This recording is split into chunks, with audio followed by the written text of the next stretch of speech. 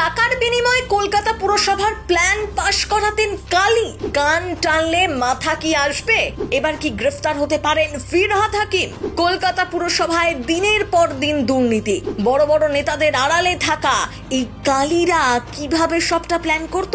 আপনার কেএমসিতে কি হয়েছে জানি না, কালীকে খুঁজলে সব বেরিয়ে যাবে। বৃহস্পতিবারই বিধানসভায় মুখ্যমন্ত্রী শুভেন্দু অধিকারীর মুখ থেকে কালীর নাম শোনা গিয়েছিল।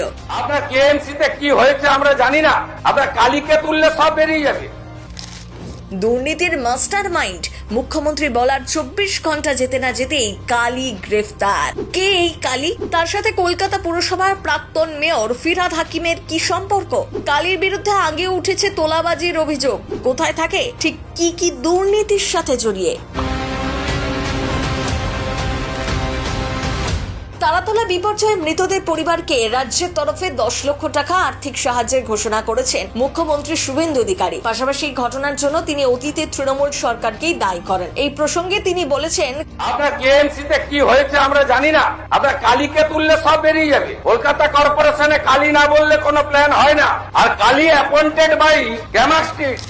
সেই কালী এবার গ্রেফতার। মুখ্যমন্ত্রী হুঁশিয়ারি দিয়েছিলেন 24 ঘন্টা যেতে না যেতেই গারদে কালী। বিধানসভায় এদিন একটি নথি দেখিয়ে মুখ্যমন্ত্রী দাবি করেন, নির্মাণ সংক্রান্ত নকশা অনুমোদনের ক্ষেত্রে গুরুতর ত্রুটি থাকা সত্ত্বেও তৎকালীন মেয়র ফিরহাদ হাকিমের সই ছিল সেই ফাইলে। মুখ্যমন্ত্রীর কথায় এই দেখুন, ফিরহাদ হাকিমের সই। স্ট্রাকচারে গাফিলতি থাকা সত্ত্বেও সই করা হয়েছে। নকশাতে অসংখ্য অসঙ্গতি রয়েছে। তার এই মন্তব্যে শাসক ও বিরোধী শিবিরে এখন ব্যাপক চাঞ্চল্য। তবে কি এভাবেই প্ল্যান পাশ করা তো কালী? তার বিনিময়ে নেওয়া হতো কোটি কোটি টাকা। কিন্তু এই কালী আসলে কে?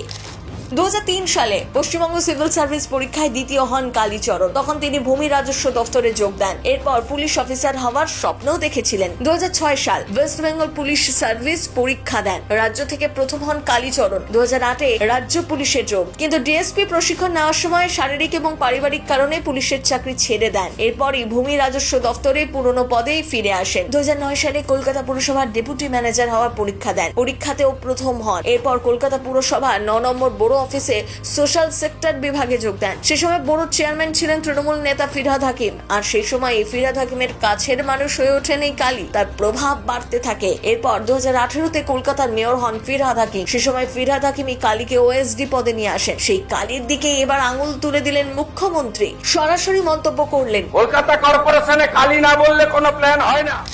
তাহলে কি টাকার বিনিময়ে প্ল্যান পাশ করা তো এই কালী? কোনো রকম বিবেচনা না করেই একের পর এক দুর্নীতি এভাবেই হয়ে গিয়েছে কলকাতা পুরসভাতে। অভিযোগ উঠছে এমনটাই। তাহলে কালী গ্রেফতারের পর এরপর কি ফিরহাদ হাকিমের পালা? এমনটাও প্রশ্ন তুলছে বিরোধীরা। মুখ্যমন্ত্রী শুভেন্দু অধিকারী জানান, কি করে এইসব লোক এইসব জায়গায় ঢোকে বের করতে হবে। এই কালী বাইপাসের পাশে তৃণমূল ভবন বানাচ্ছে 200 কোটি টাকা দিয়ে, আর এখান থেকে এই টাকাটা তুলে ওখানে পাঠায়। সব বের করেছি আমরা, এফআইআর হয়েছে, ব্যবস্থা নিচ্ছি।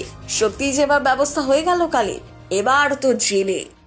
প্রথম কলকাতা ব্যুরো।